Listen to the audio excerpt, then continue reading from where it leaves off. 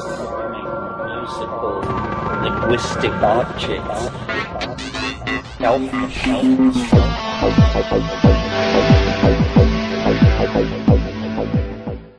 Greetings from Cyberdelic Space. This is Lorenzo, and I'm your host here in the Psychedelic Salon.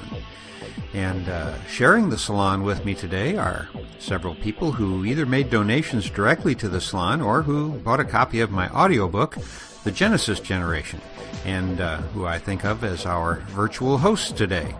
And those generous people are Brock T., who actually bought a book and made a significant donation to the salon, Gary B., Robert T., Cord M., Revlin J., C. Jones, and Michael M., longtime friend, and another longtime listener and regular donor, Mark C. Also, I'd like to thank XE Velvet, who has given me some help in reducing the size of the podcast files here. As you may have noticed, beginning in podcast 261, I started using a little higher encoding rate because I was tired of the audio sounding so tinny and ghosting a bit. But since my technique with audio is actually just one of hit and miss, trial and error, and I seem to come in on the error side a little more than I'd like. Anyway, I've gone back after I've got this help from XE Velvet and recompiled the podcast from 261 up to the present, and they now have significantly reduced file sizes with little noticeable degradation in the sound quality. At least to my own tinnitus-haunted ears, that is. So thanks again for your time, XE Velvet, and to our fellow saloners on low bandwidth connections, I give you my sincere apologies for those big files, and I'll do my best to keep that from happening again. And also, George, Jason, and Laura, hey, please don't think that I've forgotten about you. I'll definitely get back to you eventually, but once again, I've overcommitted on several projects that I'm involved in, and I'm having difficulty setting enough time aside right now to work on the podcast. But hopefully I'll be able to remedy that very soon. Now, for today's program, which is from this cassette tape that has been sitting on my desk for over a month now, I guess, I finally just couldn't wait any longer to hear it. And as you've no doubt already guessed, it's another talk by Terence McKenna. Now, this tape is also another one from the box of tapes that Diana Slattery sent to me sometime last year. And the last tape that I pulled out of that box is the one I played in podcast 261, which at the time was the earliest recording of a Terence McKenna lecture that I'd come across so far. But as I was putting that tape away after doing the podcast, another tape slipped out of the box onto the floor, and that's the one I'm going to play for you right now. And if the label on the tape is to be believed, the talk that we're about to hear is even a little older than the previous McKenna talk that I played. And so thank you again, Diana, for sending these tapes for me to share with all of our friends here in Cyberdelic Space. Now, the handwriting on the tape says, New and Old Maps of Hyperspace, McKenna, November 1982, First Lecture, which I take to mean that this was perhaps the first lecture in a weekend workshop series of some kind he was giving at the time. Now, a few weeks ago, Bruce Damer asked Diana about the source of these tapes, but since many of them were given to her a long time ago, she no longer can recall exactly who it was that gave each and every one to her, so we don't really know where this tape came from. I do know that there are some McKenna tapes floating around the net that mention maps of hyperspace or something like that, and they might be from this same lecture series that he was giving at the time, I guess. But as you'll hear in a few minutes, you'll see why I decided to change the title a little bit for today's podcast. In any event, let's now give a listen to this November 1982 recording of Terence McKenna, in which he still felt the need to introduce himself and explain his qualifications to the audience, which I actually find quite charming. So let's now join Terence and friends one day back in November of 1982 and listen to how they saw the world situation back then. The big issue these days, and nothing to do with his talk, is this idea of self-reflection and of things that are self-referential. things that and the paradoxes that can come out of that. And I find Terence McKenna a kind of self-referential person. He's spoken to us at least once. Twice, I think, right. And each time I have experienced an almost hallucinogenic experience in listening to him talk. And I'm looking forward very much tonight to hearing him speak on dreams, hallucinogens, and UFOs. New and old maps of hyperspace. Take off. Well, thank you very much. I'm very glad to be here. Special thanks to Ruth and Arthur and the Institute for asking me back for a third time. Perhaps the third time is the charm. We'll see here. My name is Terence McKenna, and my training is basically in shamanism and botany and ethnography. And my interest is in hallucinogenic drugs, especially plant hallucinogens as they're used in a shamanic context. And what impels me to speak to a room full of people like this is the belief that the major important point regarding hallucinogens has been largely overlooked, even though we're now 15 or 20 or 30, depending on how you count it, years into the psychedelic age. The central point about the psychedelic experience is the content of the experience. And this has been occluded or obfuscated by the behavioral and statistical and scientific methods that have been brought to bear to study hallucinogenic experience. So what I'm going to address this evening is essentially my own experience with hallucinogens and how I extrapolate it into the world based on its own being and other people's psychedelic experiences that I have interacted with. Before I get into that, I want to clarify something about shamanism. There are two schools about the basis of shamanism, shamanistic experience. One is the older school exemplified by Mircea Eliade, who holds that all narcotic shamanism is decadent. He prefers drumming, dancing, self-mutilation, even ordeal poisons, all precede the efficacy of hallucinogens.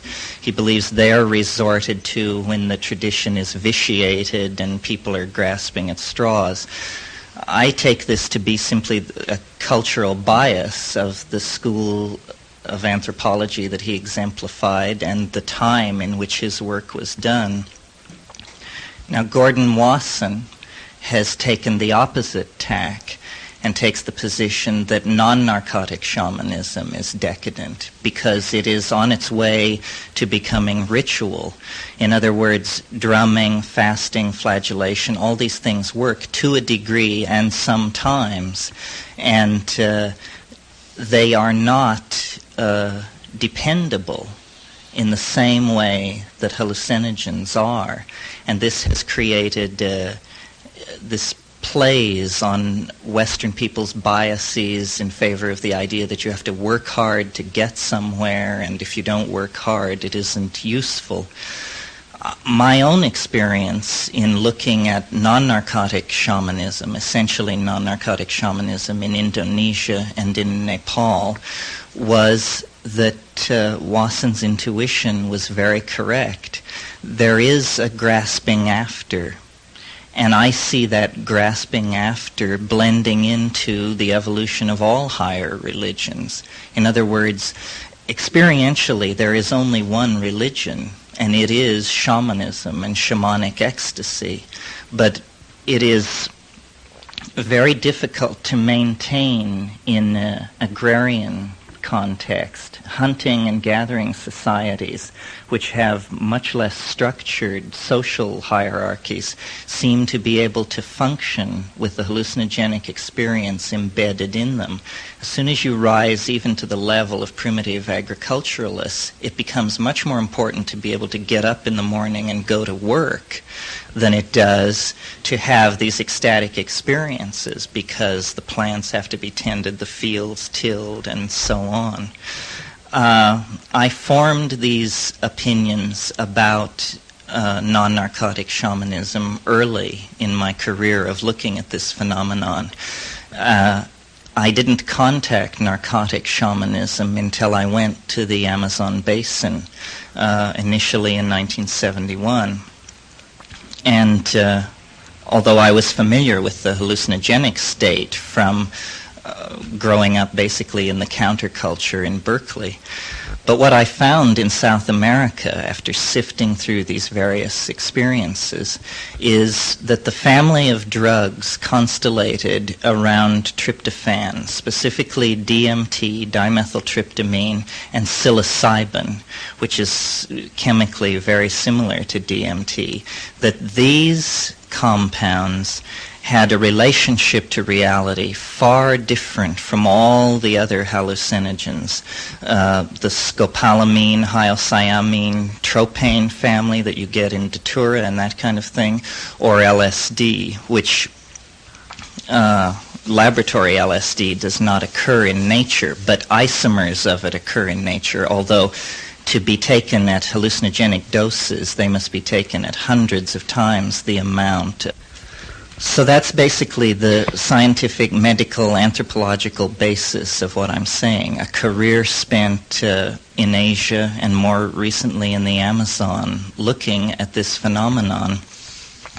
And I want to take my conclusions tonight and contrast them with the modern predicament and try to make a model using the hallucinogenic experience, a model that makes some of the anxieties of being human, and especially some of the anxieties of being human in the 20th century context, more palatable.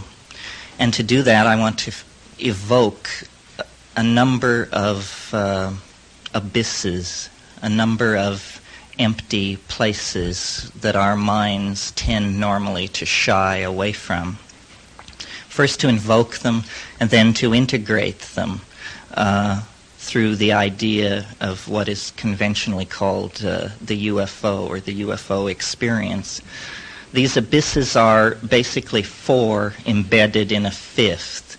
The four are the biological abyss that is represented by death and dying, that is the central crisis of every individual existence, and almost as a reflection of that crisis on a higher plane, the historical abyss represented by the end of history and the apocalypse and possibly the millennium, but in any case, the end of history that Western religion, whether it be Judaism, Christianity, or whatever, has appointed to our world and made basic to Western man's view of things, and which now, because of the existence of nuclear weapons and this kind of thing, poses a terminal threat to the culture. So, two abysses, the biological and the historical, the latter being symbolized in the apocalyptic crisis. A third abyss could be called the psychological, and this is represented by dreams, most in general experience, and by hallucinogens.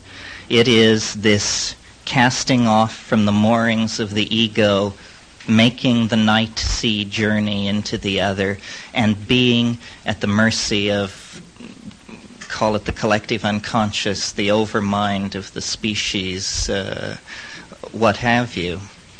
The fourth abyss, which is one whose emergence is unique in our time, is the actual physical abyss which surrounds this planet for light years in all directions, because suddenly now, because of our level of technology and scientific mapping, we realize that it is there, and we realize that it is a source of our cosmic loneliness, and we realize that it presents an immense challenge of the sort we like to accept as a Western culture, challenges of energy, engineering, and distance.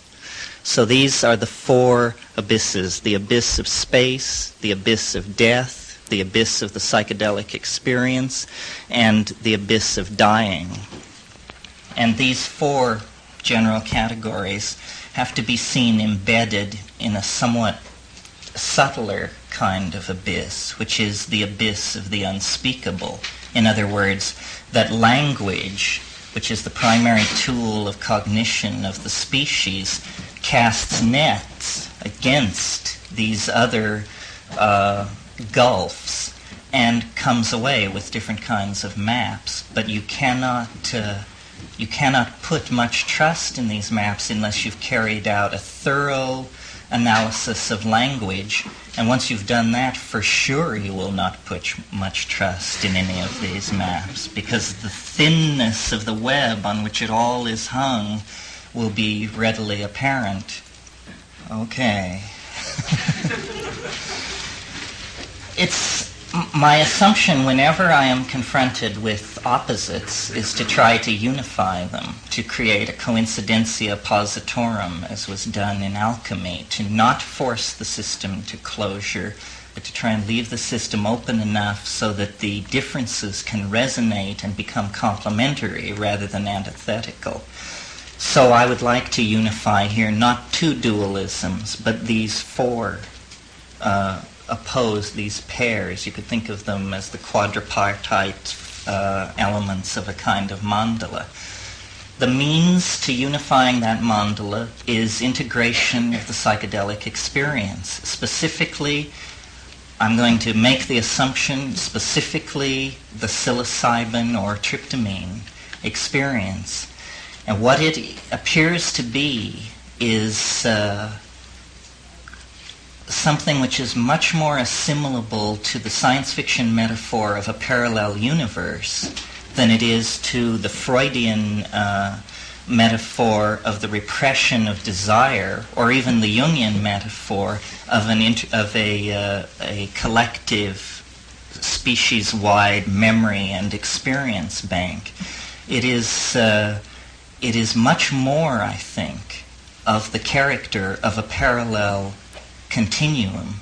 And in order to erect the intellectual edifice of the past 1,000 years, this possibility has had to be ignored, much in the way that you would apply Occam's razor to a situation and just say, well, we will not admit the more complex phenomenon because we should form a theory that is true to the simplest phenomena first and then build out from it. And this has worked in a demonic kind of way, in the sense that we have taken command of the atomic world, which is a very simple world compared, for instance, to the variables that you meet in sociology or biology, but at the cost of formulating theories about how the world is put together that nowhere come tangential to experience. So we have a bizarre situation where our best models of reality that are kept for us by the priesthood of science are like exhibits in a museum because they cannot be mapped onto the simple fact of individual experience. Shamanism, on the other hand, is this worldwide, since Paleolithic times, tradition which says that you must make your own experience the centerpiece of any model of the world that you build.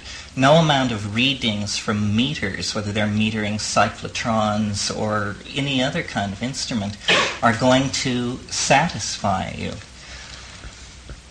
Once you understand that, then what the task becomes is one of making sense of these metaphors, so-called, or myths, so-called, that are the pre-Western, pre-print, pre-literate mappings of the world. An example of how this problem distorts other problems is the problem of extraterrestrial contact, which is the way science presents the problem of extraterrestrial contact is that we are alone, and that to assuage our cosmic loneliness, we should build ever larger radio telescopes and million-channel signal analyzers and sift the radio noise coming from the stars. And eventually, if a signal is found, an immense philosophical turning point will have occurred, and we will then place ourselves in the context of the cosmos. This is actually a red herring kind of argument, because outside of the highly technical Western societies that have evolved in the last 300 years, people have been talking to the other since man began. Angels, demons, fairies, sprites, elves, all of this is as phenomenologically a part of human experience as, we'll say, birds of paradise, which I'm sure none of you have ever had anything to do with, but believe inflexibly that such creatures exist because it is allowed by the experts that they exist. What psilocybin focuses as a problem that these other hallucinogens do not is it allows a dialogue with the other that is full of give and take. In other words, there are entities in the hallucinogenic world that psilocybin and DMT and a few other not well known or widely distributed plant hallucinogens induce.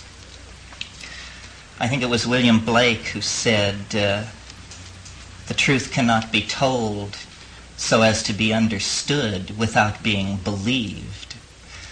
And this is the kind of information that is coming through the psilocybin experience. It is information which you have to believe it. You have to believe it because it has this ring of authenticity. It is the logos. It is the word somehow. And what is being said is that our alienation, and this word is interesting, alienation, our alienation from ourselves has caused us to set up a number of straw men that are keeping us from building actually a mature model of how the universe really works. The content of the dialogue with the other is a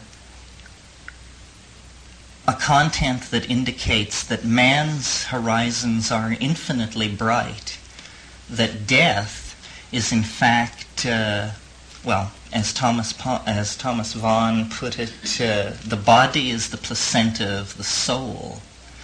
And this fact has not yet been assimilated because it runs counter to Western reductionist, materialist empiricism. But this idea that the body is placenta to the soul is not an object of faith or a dogma. It's a program for activity. The activity that it implies should be undertaken is a familiarization with the soul. And the soul has been banned from Western thinking about the self for nigh on 400 years, at least in leading circles. But I take this concept very seriously, and I think if any of you are familiar with the literature of alchemy, alchemy is about the generation of a psychic construct, a wholeness, a thing which has many properties, which is paradoxical, which is both mind and matter, which can do anything. This is the last gasp of the soul before it's submerged completely. In other words, it became trapped in an association with chthonic matter in the last historical epoch before it disappeared completely from Western consciousness. Psychedelic drugs, especially psilocybin, allow a searchlight to be thrown on these deeper levels of the psyche, as Jung correctly stated, but it is not a museum of archetypes or psychic constructs, as he seemed to assume. It is a frontier of wholeness into which any person so motivated and so courageous as to wish to do it can go and leave the mundane plane far behind. In other words, it is a dimension of vertical gain that is real and is present in all of our lives, and that we do not acknowledge except as an anomaly because we have been told that it's an anomaly. We have been told that these perceptions have to be devalued. The result of this is to so distort the psychic life of the species in the present historical context that we have this UFO disease, which is essentially a rupture into three-dimensional space of this archetype of wholeness. And it haunts time like a ghost. And it haunts human experience in the 20th century because it is a symbol of alienation. And the word alien has, in fact, come to be applied to this thing. It is alien. It comes from the stars. It is totally non-human. It has great potential for mankind, but it can barely be Englished at all. And actually, what it is the self in the form in which it is most accessible to the ego, given the ego's programming with all the scientific garbage about the density of life in the universe, the distance to the stars, the probability of chemical evolution occurring here and there and yonder. It is, in other words, something which, in order not to alarm us, has disguised itself as an extraterrestrial being, but is in fact the collectivity of the human psyche, signaling a profound historical crisis. I talked about this before. I talked about the danger of succumbing to belief in UFOs because of the damage it did to free will. And that, yes, the UFO is making war on science, because science has created such a masculine overbalance in the intellectual life of the species that this automatic mechanism has been triggered. A history-stopping archetype is being released into the skies of this planet. And if we are not careful, it will halt all intellectual inquiry in the same way that the Christos archetype halted intellectual inquiry in the Hellenistic age. I don't want to go into this too deeply, but it's clear to me that Hellenistic science was destroyed by the Christos archetype because the Democritean atomists and materialists who ran Roman civilization had no patience whatsoever with this superstition that was being circulated among the servants about a man who rose from the dead and all of that went with it. But before they knew what had happened, their whole civilization was in ruin because the archetype had frozen the forward thrust of this masculine, dominant, ethically depotentiated, technologically obsessed, slave-built society. And for 1,000 years, hydrostatics, mathematics, metallurgy, you name it, that was nothing. Only the words of one Galilean radical could occupy the time of any intellectual successfully. Okay, we have now, 2,000 years later, fought our way somewhat clear of that problem. But the problem it solved, which is the problem of this masculine overbalance and this obsessive technological thrust, this dehumanizing thrust, has reached an even more intense peak. And now appears the flying saucer with the capacity of undoing that by again destroying science, by simply being a miracle. That's all that is required to wreck science, is a miracle visible worldwide. And this, because scientists say that that can't happen. Consequently, if it does happen, their house is in real disorder. So I touched on this before, any of you who heard me. Tonight I want to talk more about the flying saucer, not from the point of view of the people who are going to get the whammy when it appears unbidden, but from the point of view of an insider. In other words, one can do more than simply say, oh yes, I understand what this is. The overmind is visibly manifest in the skies of Earth in order to skew history toward an eschatological mode that will stifle inquiry in order, basically, to preserve the species from extinction.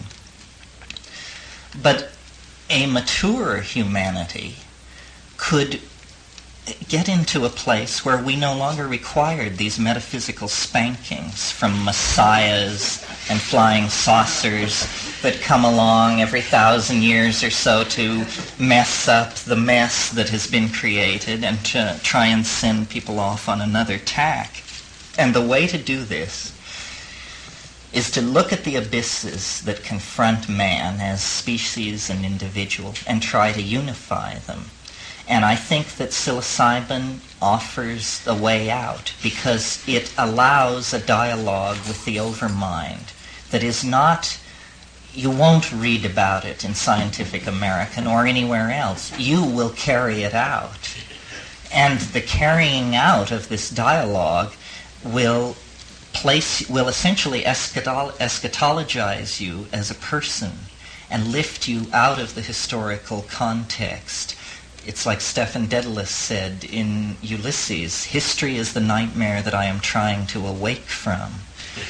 Well, I would turn it around a bit and say history is what I am trying to go to sleep from in order to get away from it.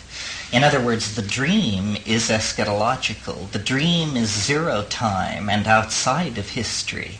Escape into the dream. Escape, a key thing charged against these drugs, that they are for escapists. I think the people who make this charge hardly dare dream to what degree they are escapist.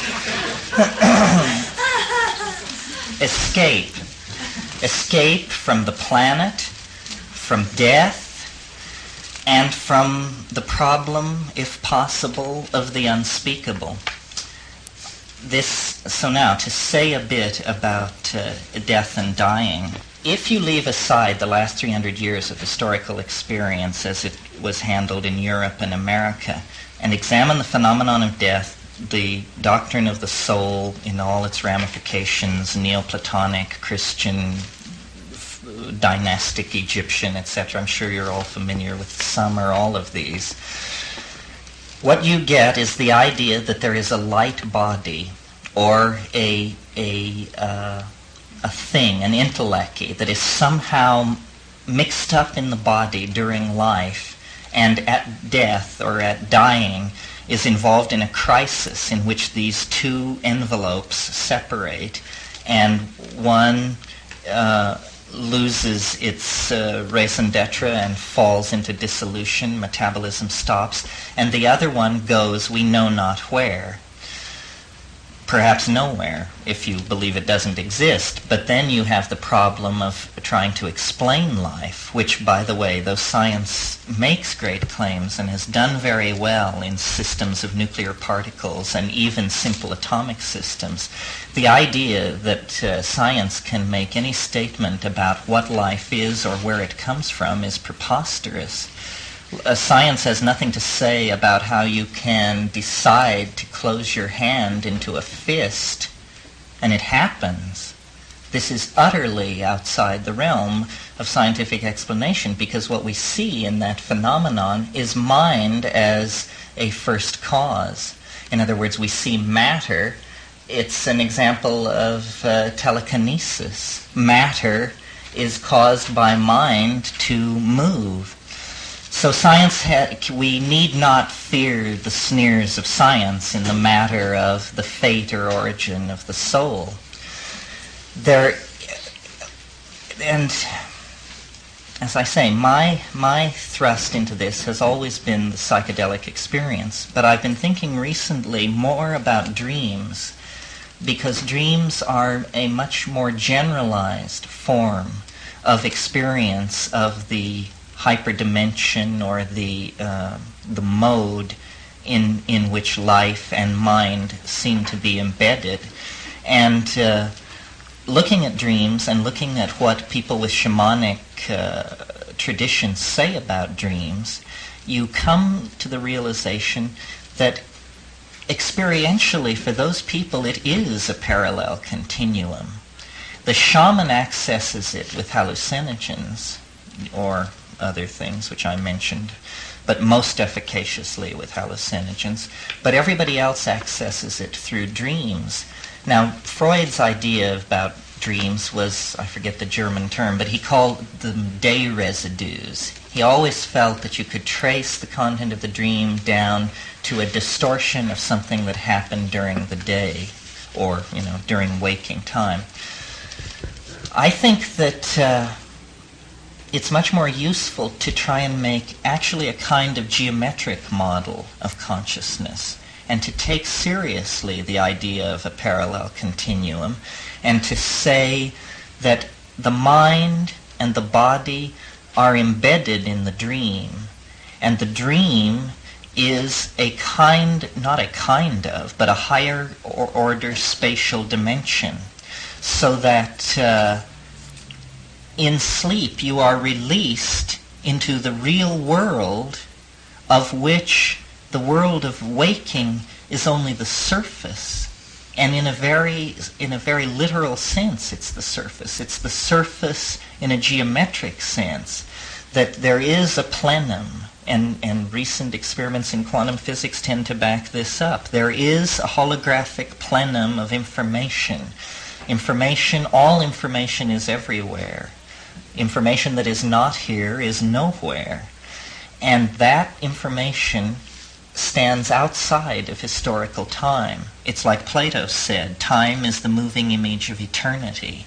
Eternity, it does not have a temporal existence, even the kind of temporal existence where you say it always existed. It does not have temporal duration of any sort. It is eternity.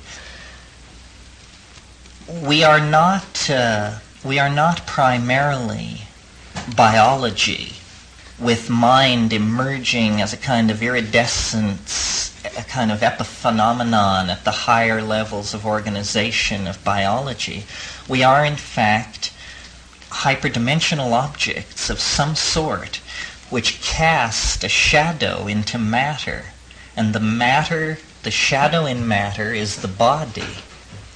And at death, what happens, basically, is that the shadow withdraws, or the thing which casts the shadow withdraws, and metabolism ceases, and matter, which had been organized into a dissipative structure in a very localized area, sustaining itself against entropy by cycling material in and degrading it and expelling it, that whole phenomenon ceases.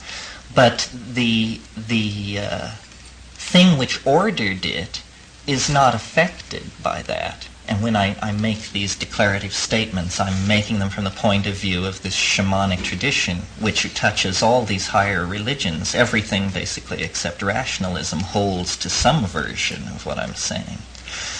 So then the psychedelic, the dream state and the psychedelic state acquire great import, because there is then a task to life. And the task to life is to become familiar with this thing which is causing being, and to be familiar with it at the moment of passing. In other words, the metaphor is used by several traditions of a vehicle, an after-death vehicle, an astral body, something like that. And shamanism and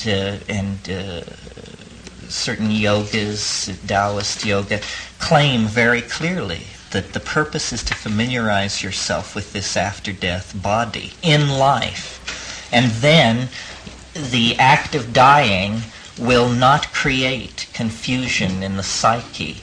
You will recognize what is happening, you will know what to do, and you will make the clean break. And there does seem to be the possibility of a problem in dying. In other words, what I'm telling you is not that you're condemned to eternal life. I'm saying it's a possibility that you can muff it through ignorance. In other words, at the moment of death, there is a kind of a separation. It's like birth. The metaphor is trivial but perfect. It is there is a possibility of damage, of incorrect activity. Again, William Blake, who said that as you start into the spiral, there is the possibility of falling from the golden track into eternal death. But it is only a crisis of a moment. It's a crisis of passage. And the whole purpose of shamanism and of life, correctly lived, is to strengthen the soul and to strengthen the relationship to the soul so that this passage can be cleanly made. Okay, this is not anything earth-shaking, or it's well known. It's a traditional position, actually. But now I want to assimilate one more abyss into this model, one less familiar to us as rationalists, but well familiar to us just one level deeper in the psyche as Christians and Westerners, and that is this idea that the world will end, that there will be a final time, that there is not only the crisis of the death of the individual, there is the crisis of the death of the species. What this seems to be about is that from the time that there is an awareness of the existence of the soul, we'll say circa 50,000 BP, until the resolution of the apocalyptic potential, there's something like 50,000 years, which in biological time is only a moment, but it is the entire span of history times 5. In that period, everything hangs in the balance because it is a mad rush from monkeydom to starshiphood. And in the leap across those 25,000 years, energies are released, religions are shot off like sparks, philosophies evolve and die, science arises, magic arises, all of these things which control power with greater and lesser degrees of ethical constancy appear. There is the possibility, as in the metaphor of dying, there is the possibility of mucking it up, of aborting the species transformation into a hyperspatial intellecty. We are now, there can be no doubt that we are now in the final seconds of that crisis, a crisis which involves the end of history, the departure from the planet, the triumph over death, and the release of the individual from matter. We are, in fact, closing distance with the most profound event a planetary ecology can encounter, which is the freeing of life from the dark chrysalis of matter. The old metaphor of psyche as the butterfly is a species-wide metaphor. We must undergo a metamorphosis in order to survive the momentum of the historical forces already in motion. Well, if you know anything about evolutionary biology, you know that man is considered to be an unevolving species. In other words, sometime in the last 100,000 years, with the invention of culture, the biological evolution of man ceased, and evolution became a cultural phenomenon. Tools, languages, and philosophies began to evolve, but the human somotype began to remain the same. And so we are very much like people a long time ago. But technology is the real skin of our species. Man, correctly seen in the context of the last 500 years, is an extruder of a technological shell. We take in matter that has a low degree of organization. We put it through mental filters, and we extrude Lindisfarne Gospels, space shuttles, all of these things. This is what we do. We're like coral animals embedded in a technological reef of extruded psychic objects. And the tool is the flying saucer or the soul exteriorized in three-dimensional space. It's, as James Joyce said, it's the problem of how man may be dirigible, right? And how man may be dirigible is basically by turning himself inside out. In other words, the body must become an interiorized hologrammatic object embedded in a solid-state hyperdimensional matrix, which is eternal, so that man wanders through Elysium in his body. This is a kind of Islamic paradise that I'm putting out here. Wanders through Elysium in his body, experiencing all the pleasures of the flesh, but not realizing that he is a holographic projection of a solid-state matrix that is micro-miniaturized, superconducting, and nowhere to be found. It is part of the plenum. And all history is about producing prototypes of this situation with greater and greater closure toward the ideal, so that airplanes, automobiles, condominiums, space shuttles, space colonies, starships of the hardware, speed of light, spin dizzy drive type, all of these are, as Mircea Eliade says, self-transforming images of flight that speak volumes about man's aspiration to self-transcendence.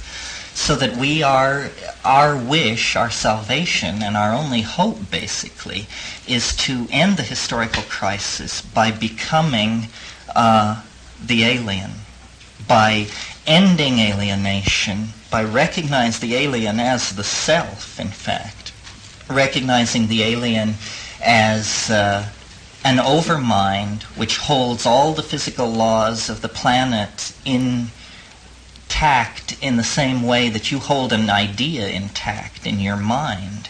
In other words, all these givens, which are thought to be so writ in adamantine, are actually merely the moods of the God, if you will, which we happen to be. And the whole thing about human history is recovering this piece of lost information so that man may be dirigible. Or, again, to quote Finnegan's Wake, Moycane is the red light district of Dublin. Here in Moycane we flop on the seamy side, but up Nient, prospector, you sprout all your worth and you woof your wings. So if you want to be phoenixed, come and be parked. It's that simple, you see. But it takes courage to be parked when the grim reaper draws near.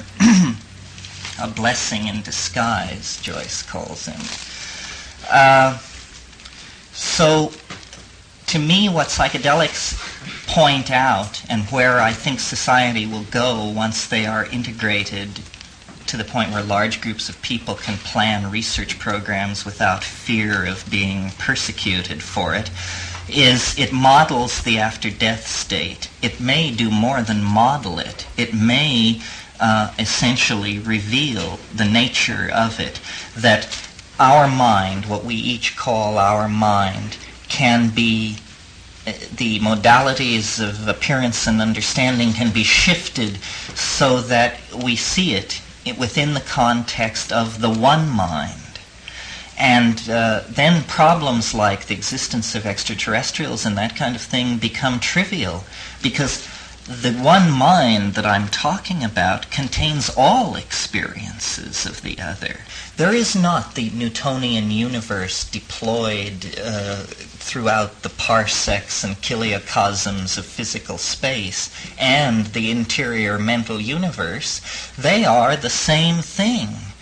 we perceive them as unresolvable dualisms because of what is called, or what I call a code, the quality of the code, meaning the language we use to discuss this problem has these built-in dualisms. This is a problem of language. All codes have code qualities except the logos. The logos is perfect, and therefore it partakes of no quality other than itself. But so long as you map with something other than the logos, there will be code qualities.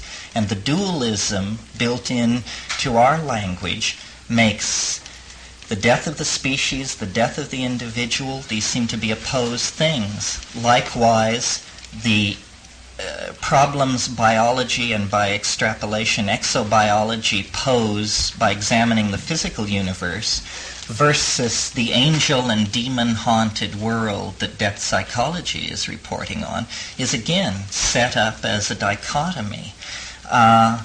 All that is needed to go beyond an academic understanding of what I've been saying is to have the experience of this tryptamine-induced ecstasy. In other words, for reasons which I leave to my brother, the tryptamine molecule has this unique property of releasing the structured self into the over-self. And each person who has that experience undergoes a mini-apocalypse, a mini entry and mapping into hyperspace. For society to change in this direction, nothing is necessary except for this experience to become an object of general concern. Now, I'm not saying everybody should rush out and take mushrooms, in case you thought that's what I was saying.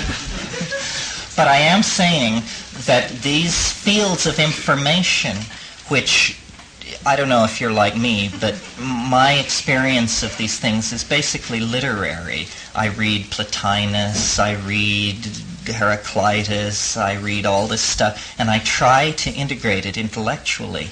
But it is a plane of experience that is directly accessible. And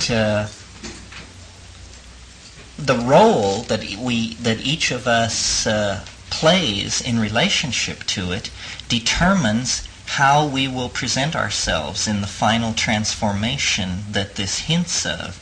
In other words, in this theory, there is a kind of teleological bias. There is a belief that there is a hyper-object called the overmind or God or what have you that casts a shadow into time.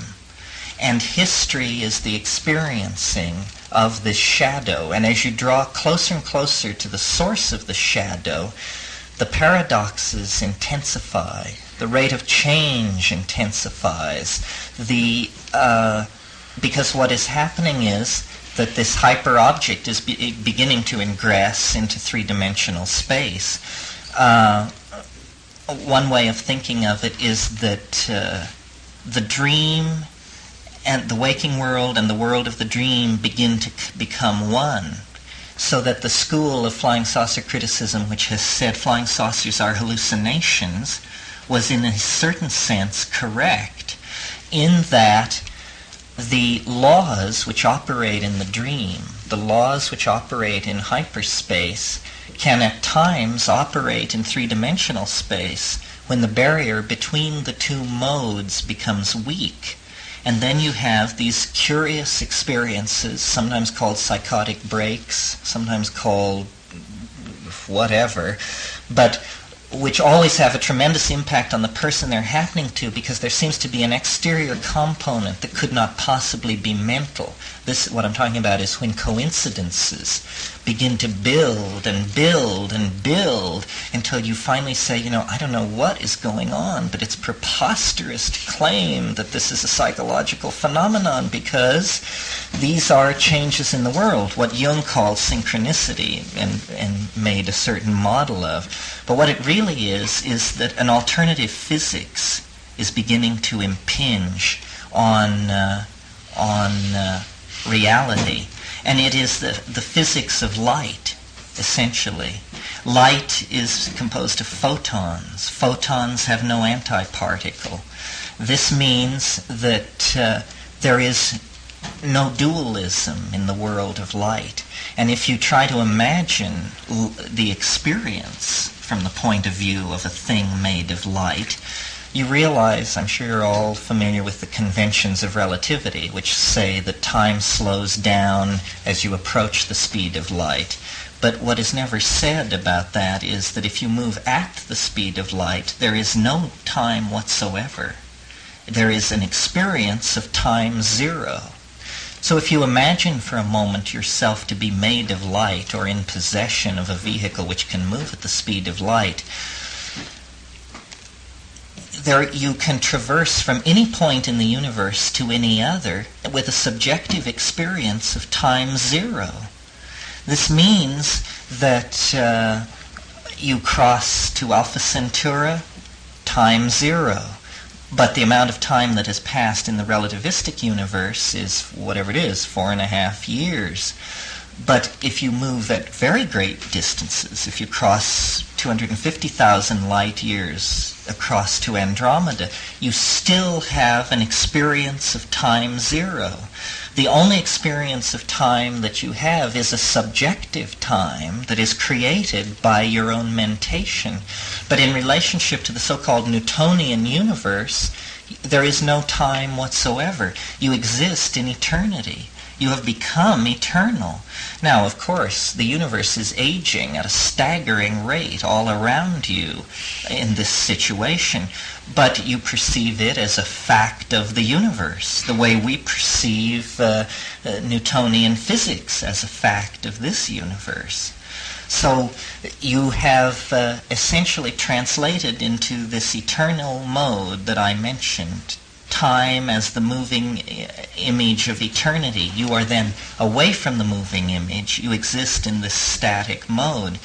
I believe that this is what technology pushes toward, and that there is no opposition between, ecological balance and the people who want to leave the planet, and the hyper-technologists and the hyper-naturalists.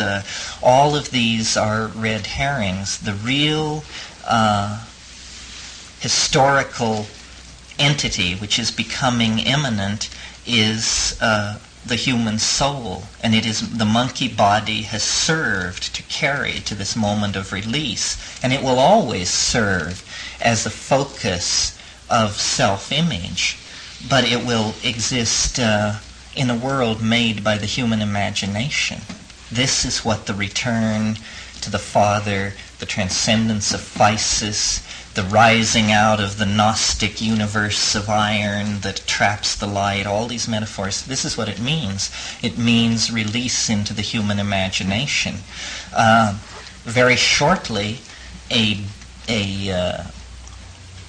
as it were, a dry run for this phenomenon will take place in the form of space exploration and space colonies, because there the coral reef-like animal called man that has extruded technology all over the surface of the earth will be freed at last from the constraints of anything but his own imagination and the limitations of materials, so that, for instance, the earliest space colonies, of course, there will be an effort to duplicate the ecosystem of Hawaii and this and that. These exercises in ecological understanding to prove you know what you're doing. But as soon as this is under control, we will be released into the realm of art, which is what we have always striven for. We will make our world, all of our world, and the world we came from will be maintained as a garden. But what Iliad indicated as these endless metaphors of self-transforming flight will be realized momentarily as the technology of the space colony. What is lining up right behind that, of course, is the fact that the transition from Earth to space is a staggeringly tight genetic filter, a much tighter filter than any previous frontier ever has been. Even the filter, the genetic demographic filter represented by the New World. It's said that, the vitality of America is because only the dreamers and the pioneers and the schemers made the trip across. This will be even more true of the transition to space, and the technological conquest of space will set the stage then for the interiorization of that metaphor and the conquest of inner space and the collapse of the state vectors associated with this technology deployed in Newtonian space. And then man will have become more than dirigible. I think a break here is maybe in order. Let's have a break.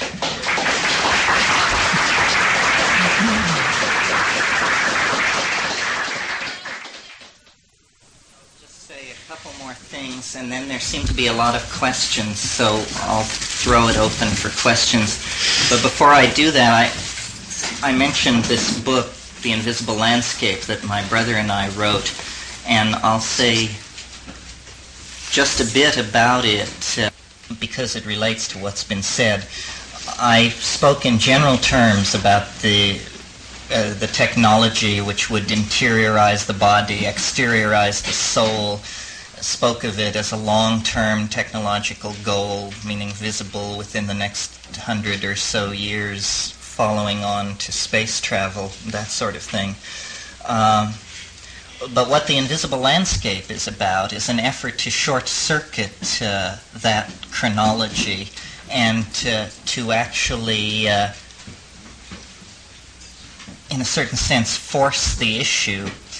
It's the story, or rather it's the intellectual underpinnings of the story of an expedition to the Amazon by my brother and myself and several other people in 1971, in which my brother formulated an idea that involved using harmine and harmaline. These are compounds which occur in Banisteriopsis caapi, which is the woody vine that is the basis for ayahuasca.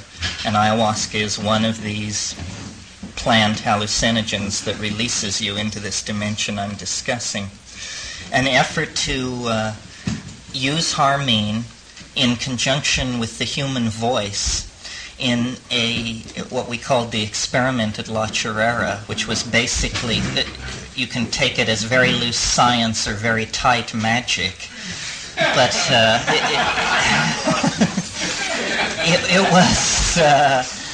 it was an effort to use sound to charge the molecular structure of these harmine molecules metabolizing in vivo in the body in such a way that they would bind preferentially into certain molecular structures. Our candidate at the time was DNA. I think Frank Barr has convinced me that there's as great a likelihood that it involves binding into melanin bodies is as likely a possibility as that it involves DNA, but it involves binding into a molecular site where information is stored, so that this information is then broadcast essentially in the mind in such a way that you begin to get a readout on the structure of the soul. In other words, this was an effort to use a kind of shamanic technology to bell the cat, if you will, to hang a superconducting telemetric psychedelic device on the overmind so that there would be a continuous readout of information from this dimension. And the success or failure of this you may judge by reading the book, because the first half of the book describes the experiment, the theoretical underpinning of the experiment. The second half of the book describes the theory of the structure of time that derived from the bizarre mental states that followed upon the experiment. I don't claim that we succeeded. I just claim that our theory of what happened is better than any theory any of our critics have been able to bring forward. But whether we succeeded or not, that kind of thinking points the way. In other words, when I speak of the technology of building the starship, I imagine it will be done with voltages far below the voltage of a common flashlight battery. This is, after all, where the most interesting phenomenon go on in nature. Thought is that kind of phenomenon. Metabolism is that kind of phenomenon. So I think that an Aquarian science, or a science that places the psychedelic experience at the center of its program of investigation, should move toward a practical realization of this goal, the goal of eliminating the barrier between the ego and the overself, so that the ego can perceive itself as an expression of the overself, so that the anxiety of being cast into matter, of apparently facing a tremendous biological crisis in the form of death, of apparently facing a tremendous physical species crisis in the form of the apocalypse, the crisis of limitation in physical space by being planet-bound, all of these things can be obviated by cultivating the soul, basically, by practicing shamanism using these tryptamine drugs that I've described. And my plea to scientists, administrators, and politicians who may be listening to my voice is to look again at psilocybin, to not lump it with the other psychedelics, to realize that it is a phenomenon unto itself, and it has an enormous potential for transforming mankind, not simply transforming the people who take it, but it is like an art movement or a mathematical understanding or a scientific breakthrough. It holds the possibility of transforming the entire society simply by virtue of the information that is coming through. This is a source of gnosis, and the voice of gnosis has been silenced in the Western mind for at least 1,000 years. I like to think that when these Franciscans and Dominicans arrived in Mexico in the 16th century, they immediately set about stamping this thing out. The Indians called it Tianonacatl, the flesh of the gods. Well, the Catholic Church has a monopoly on theophagia and was not pleased by this particular approach to what was going on. Now, 300, 400, whatever it is, years after that initial contact, I think that that Eros, which retreated from Greece and retreated from Europe with the rise of Christianity, retreated to the mountains of the Sierra Mazateca, essentially, and then was finally pushed into seclusion there, it now reemerges in Western consciousness, and our institutions, our epistemology, all of these things are so shakily founded and so misconstrued that with the help of shamanically inspired personalities, we can release this thing once again. I mean, the logos can be unleashed once again, and the voice that spoke to Plato and Parmenides and Heraclitus, that voice can speak again in the minds of modern people. And when it does, the alienation will be ended, because we will have become the alien. And this is the promise that is held out. And I realize that it may seem to some a nightmare vision, but it is all historical changes of immense magnitude have had that quality, because they propel people into a completely new world.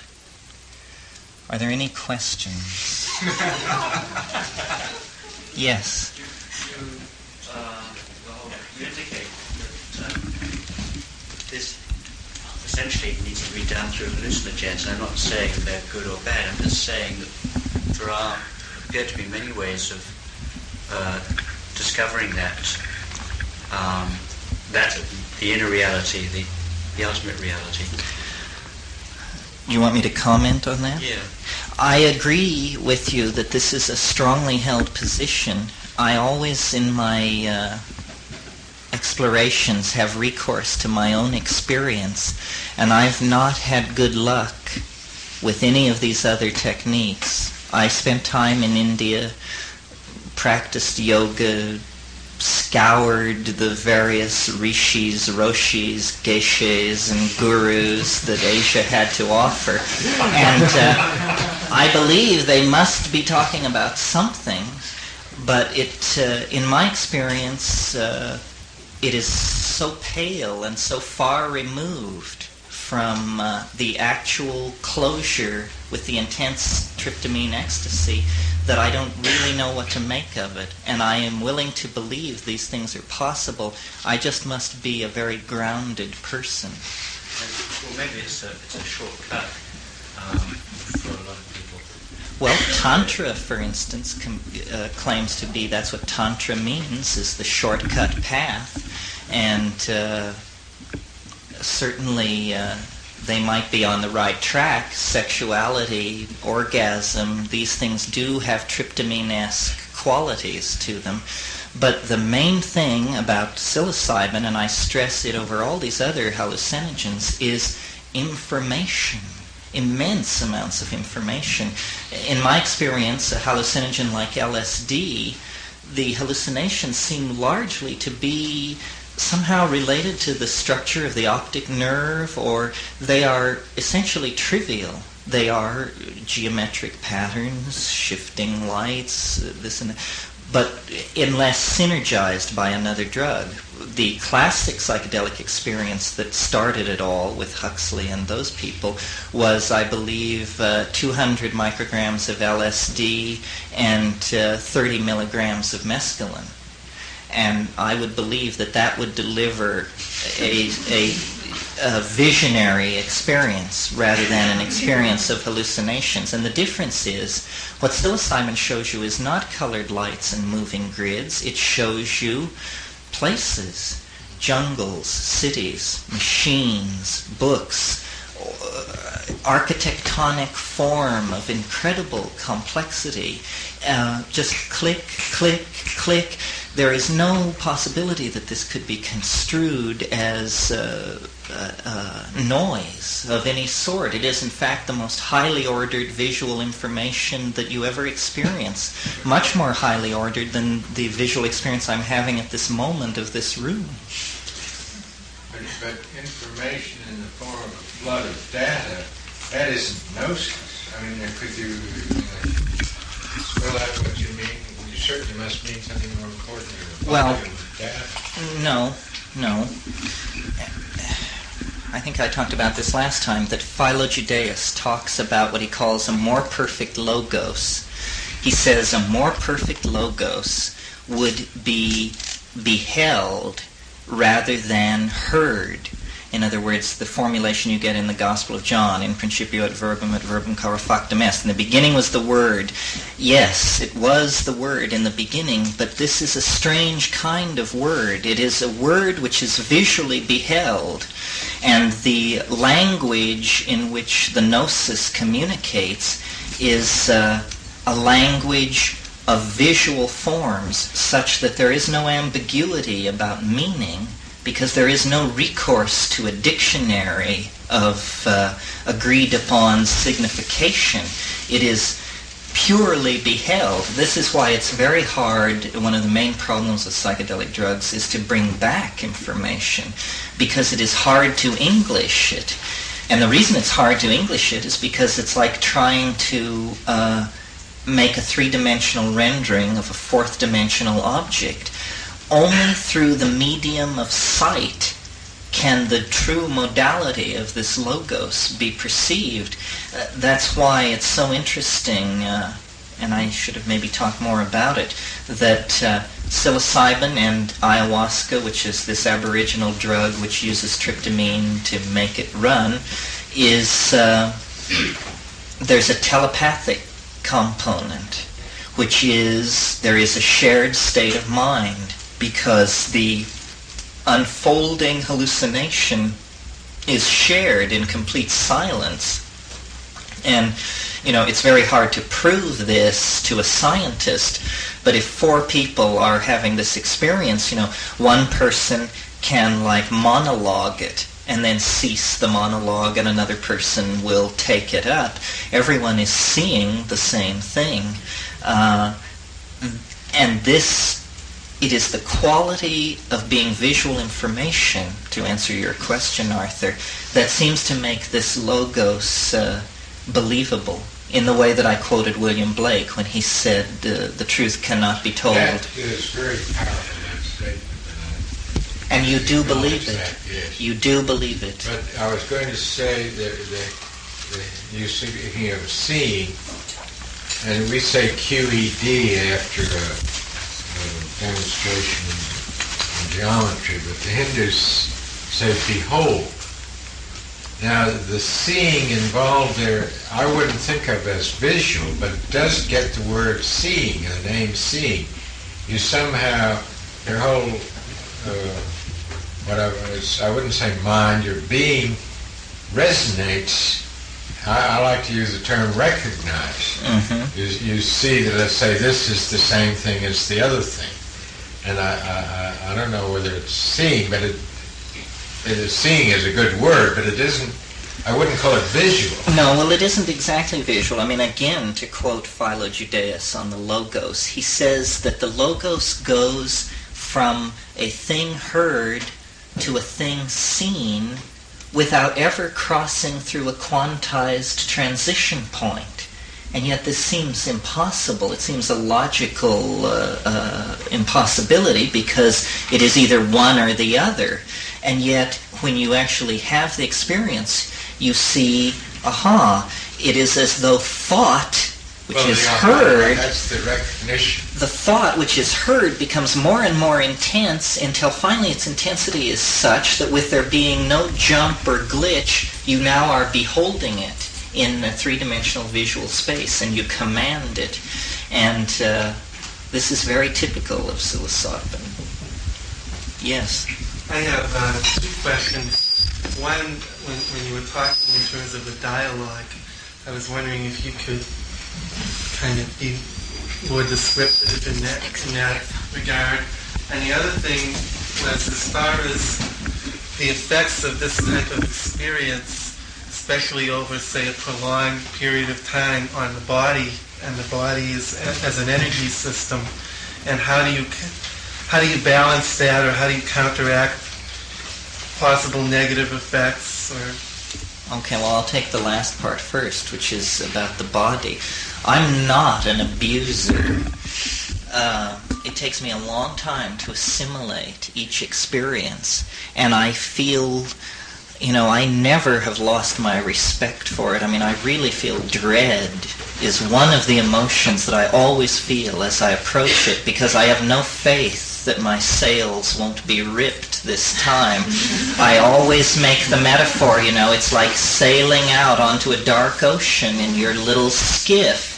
And, you may view the moon rising serenely over the calm black water, or something the size of a freight train may roar right through your scene and leave you clutching at an oar. And I don't know, astrology is maybe helpful in figuring out when to go and when not to go, but there needs to be a way to figure out when to go and when not to go. Now, your question about the dialogue, I mean this very literally. It speaks to you, you speak to it. It says things. I don't know how many of you have read the book that my brother and I wrote under pseudonyms called Psilocybin, the Magic Mushroom Grower's Guide. But in the introduction there, There's a rap which is all about, I am old, 50 times older than thought in your species, and I came from the stars. Well, that's verbatim, you know. I just was writing it furiously. And sometimes it's very human. I mean, my approach to it is Hasidic. I rave at it. It raves at me. We argue about what it's going to cough up and what it isn't. And I say, well, look, you know, I'm the grower. You can't hold back on me. And it says, well, but if I showed you the flying saucer for 5 minutes, you would figure out how it works. And I said, well, you know, come through. I remember once I asked it, what was it? It has these many manifestations. Sometimes it's like Dorothy, sometimes it's like a very Talmudic sort of pawnbroker. And I asked it one time, what are you doing on Earth? And it said, well, you know, you're a mushroom, you live cheap. It's very... This was a quiet neighborhood till the monkeys got out of control.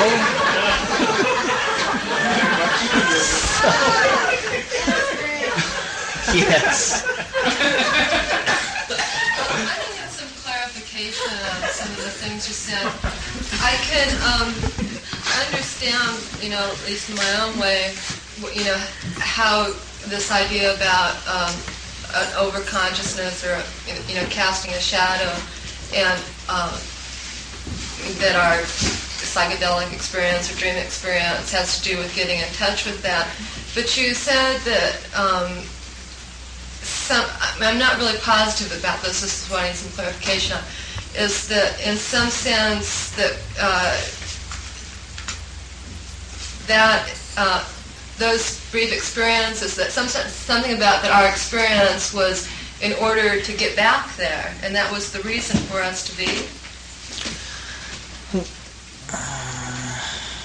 Let me see. Well, I think that this object, that, as a friend of mine said, history is the shockwave of eschatology. In other words, we are living in a very unique moment, 10 or 20,000 years long, where this immense transition is happening. And the object at the end of and beyond history, which is the human species transformed into this eternal superconducting overmind spacecraft thing, is casting a shadow back through time. And all religion, all philosophy, all wars, pogroms, persecutions are because people do not get the message right.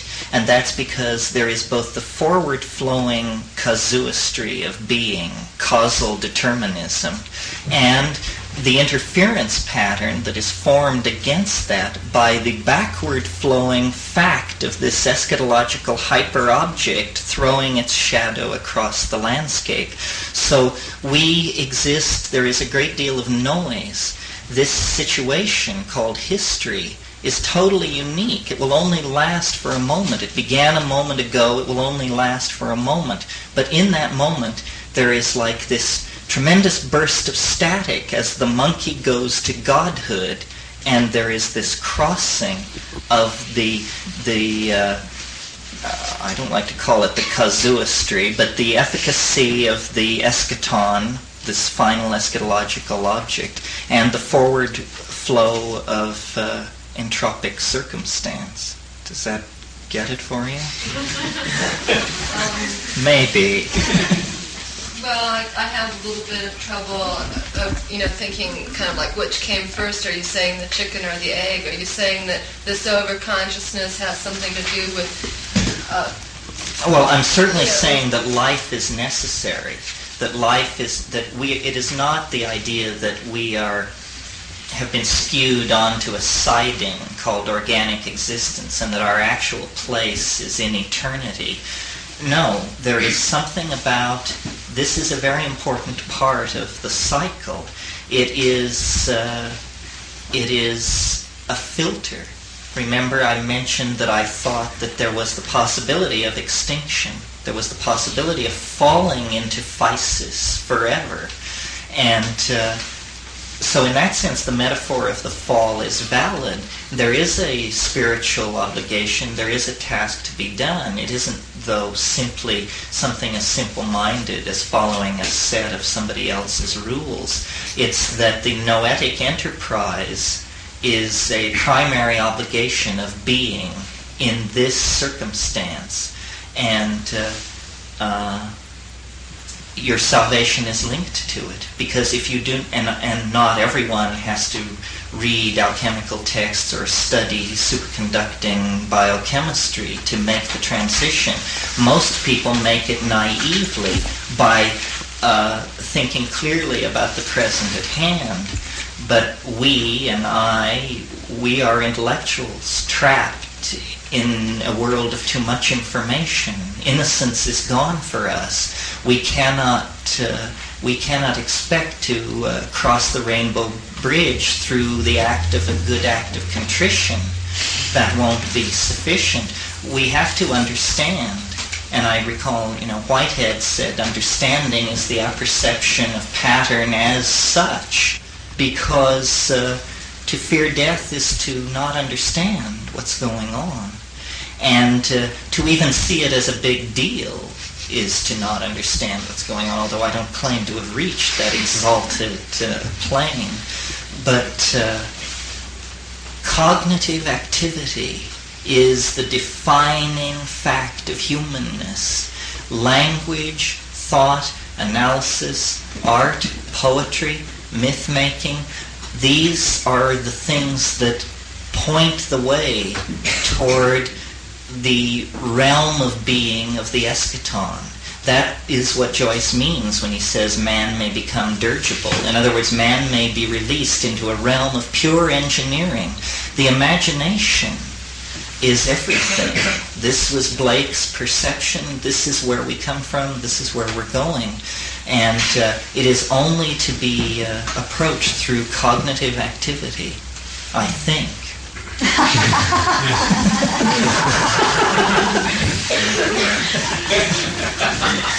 Really? Sure. Yes. Can you comment on the importance of your discussion of the I Ching in your book?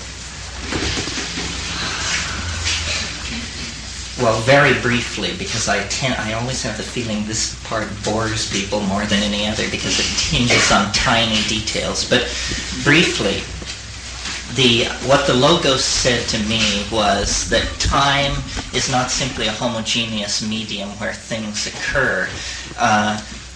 You can think of it as a fluctuating density of probability, so that though science will tell us what can happen and what cannot happen, we have no theory that explains why, out of everything that could happen, certain things undergo what Whitehead called the formality of actually occurring. And this was what the Logos sought to explain to me. Why, out of all the myriad things that could happen, certain things undergo the formality of occurring. And it is because there is a modular hierarchy of waves of temporal conditioning or temporal density, or, in other words, a given moment, it is more likely for a certain event rated highly improbable. It is more probable at some moments than others. And taking that simple perception and being led by the hand, by the Logos, we were able to construe maps of time which we run on a computer and which give a map of the ingression of what I call novelty, the ingression of novelty into time. Now, as a general statement, it's obvious that novelty generally is increasing. It has been since the very beginning of the universe, because first there was only the possibility of nuclear interaction, and then as temperatures fell and below the bond strength of the nucleus, atomic systems could be formed, and then as temperature fell, molecular systems could be formed. Then much later, life became possible, and then as very high life forms, complex life forms evolved, thought became possible, culture was invented, and then with the invention of printing and language, and then printing and then electronic information movement and this kind of thing. What is happening is there is an ingression of novelty toward what Whitehead, and I took his term, call concrescence. And this is a tightening gyre.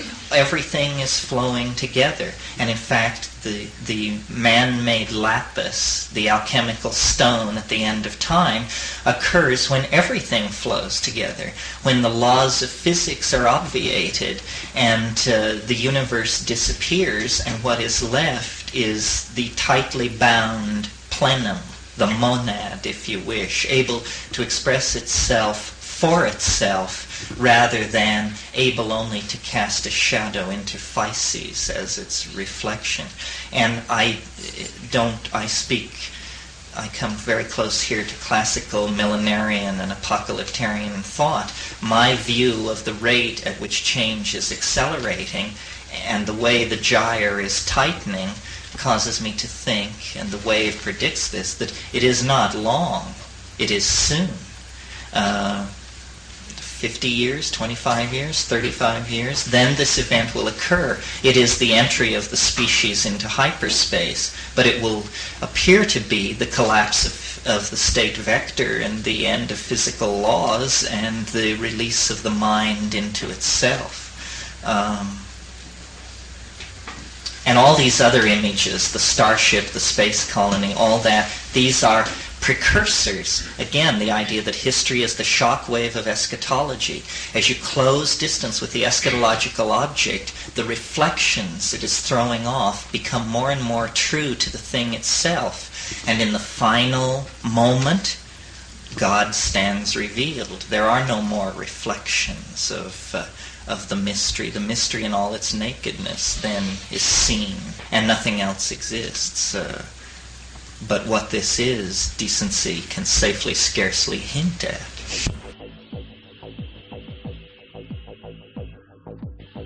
You're listening to the Psychedelic Salon, where people are changing their lives one thought at a time. I don't know about you, but I kind of like that part back there where Terence was talking about the body being the placenta of the soul. And to be honest, in my long battle to rid myself of the stories that had been drilled into my brain in Catholic school, well, I've more or less quit thinking in terms like soul. But when Terence made that statement a while back, it somehow resonated with the old memories or something, and then it immediately combined with the thought of how old I seemed to be getting. So my first thought after that was, hell, if that's true, I'd better get to work pretty soon, or a very rough-edged soul is going to pop out of this body/placenta. But when I think about it, my soul, or whatever we want to call it, is probably in its best shape when I'm having a good time, doing things like having a few tokes and listening to Terence McKenna. So if that's what it takes, then I'm not only up to it, I'm all for it. But, you know, back before that, at least for me, I think that Terence made the clearest statement about death that I've heard from him yet. You remember what I'm talking about? It was when he said that there may be a problem about death that the psychedelic experience helps to prepare you for. And to tell the truth, that's something that I've felt very deeply about for a long time now. And while only a very few of my experiences were dark, they all could be called explorations in the land after death, I think, something like that. And I've also found that the transition from the time that you ingest a substance until you've reached the plateau, well, it can often be quite tricky and sometimes even brutal. But after having gone through a wide range of these experiences, I have to say that I've really lost all fear of dying, to at least to the point where I've convinced myself that when my time comes, I'll be able to sail on through that experience quite gently. Of course, it's much easier for me to say that it doesn't bother me to think about dying because, you know, I've already had a life that's been really filled with fun and adventure. And while I'm planning on being active for another 25 years or so, I don't have the feeling that, I really have to cling to life rather than just enjoy each day I have. And I sure wish that I'd had this attitude earlier in life, because it's a lot more enjoyable just taking it day to day and not trying to plan for a future that, at least for me, never actually got here the way I planned early on. And I guess that after I think about it, though, the future that actually did get here for me is several orders of magnitude better than the one I originally planned for myself. And I hope that holds true for you in your life as well. Now, was it just me, or near the end of this talk, when Terence was going into his rap about how the universe has constantly been increasing its novelty content, that he began to sound almost like that crackpot preacher who recently, and quite wrongly, predicted that the end of the world would take place on May 21st. Here's part of what Terence said at the end of that rap, and I quote, "It's not long, it is soon, 50 years, 25 years, 35 years, then this event will occur." End quote. And the event that he was talking about, of course, was his somewhat poetic version of the eschaton. Now, since this talk was given in 1982, I guess that means his prediction for the eschaton is sometime between 2007 and 2032. So I guess 2032 is the next end of the world date that Hollywood will be focusing on once we get to the end of 2012. However, my wish for you is that you don't latch on to any of these end-time prophecies, no matter what their source. Unless I miss something, never in the entire history of humanity has a prediction about the end of the world come true. So I'm going to go along with the odds in accepting the fact that the only eschaton that I'm ever going to experience is my own personal eschaton. And outside of exercising and watching my diet, I don't see a lot more that I can do about that one. Now, on a little happier note, I'm pleased to report of a recent return from the dead. And that is the wonderful news that Xandor and Mrs. Z have got the GrowReport.com forums back online. Unfortunately, the company where Xandor was hosting the forums didn't do proper backups, and so all of the postings from last July until now have been lost. And it's really a tragedy, because there was a lot of very excellent discussion that took place in the forums in that time. But past is past, and now we can get back to those wonderful and very robust but without flaming discussions that thegrowreport.com is so famous for. Another positive announcement is that if, like me, you enjoy podcasts that aren't all talk, but which also include music and comedy, there are two that I highly recommend. One is a relatively new podcast by the host of the weekly Planet London Radio live and interactive Sunday smoking sessions that you can find online, and that's the one and only Scooby Snacks. And he's been podcasting for a few months, and already by his podcast number 5, he has reached what I think is a really high level of professionalism, and that got me to go back and listen to his latest show more than once even. Now, fast forward another 100 podcasts, and we get to my longtime variety podcast favorite, Lefty's Lounge. And if you look at Lefty's listing on iTunes, you'll see only 105 podcasts of today for Lefty's Lounge, but I've been listening to Lefty even before The Lounge, way back when he was doing a show called Storytime with Lefty. In fact, I think I even called in and told a story or two on that one. Now, if my memory serves me right, I forgot to congratulate Lefty on his 100th program with his current Lefty's Lounge show. But I'm here to tell you 101, 102, 103, and onward each keep getting better. So a belated congratulations, Lefty, and keep them coming, particularly the comedy, which I think of as intellectual music for the soul. You know, I just couldn't imagine a world without comedy. It would be a bleak world without music, to be sure, but who would want to live in a world without laughter? Not me. And Lefty always has a lot of good comedy, which lately has been featuring some more clips from Joe Rogan, who is one of my all-time favorite comedians. And I think I've mentioned this before, but Joe also has a podcast that you probably would like. So check out Lefty, Joe, and Scooby Snacks' podcast if you want some more really feel-good time each week. Finally, I want to also point you to my friend KMO's podcast number 258, which is titled Navigating the Screaming Abyss, and features an interview that KMO did with Dennis McKenna. In fact, it was KMO who inspired me to title today's program with that interesting word abyss in it. For as you know, Dennis McKenna, Terence's younger brother, is about to begin writing a biography of his brother and is nearing the end of a Kickstarter campaign titled The Brotherhood of the Screaming Abyss.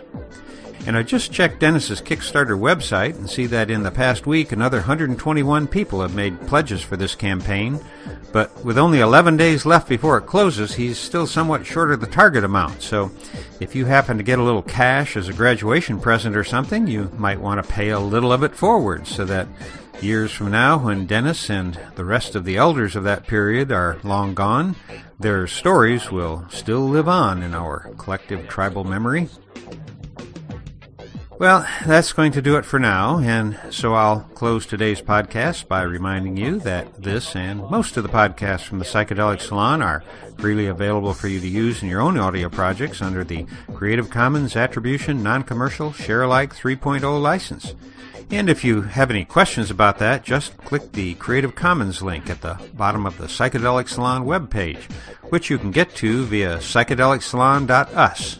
And if you're interested in the philosophy behind the salon, you can hear something about it in my novel, The Genesis Generation, which is available as a pay-what-you-can audiobook that you can download at genesisgeneration.us. And for now, this is Lorenzo signing off from Cyberdelic Space. Be well, my friends.